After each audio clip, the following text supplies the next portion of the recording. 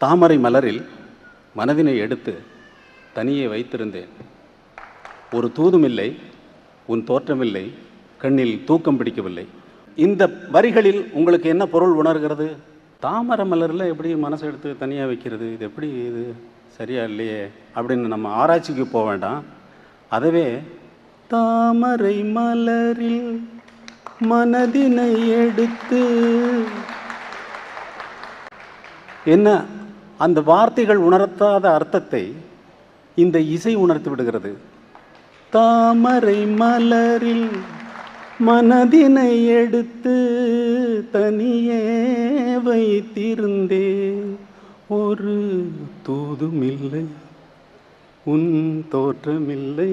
அம்மா என்ன பாடிருக்கீங்க நீங்க? மறக்க முடியுமா? லைஃப்ல மறக்க முடியுமா?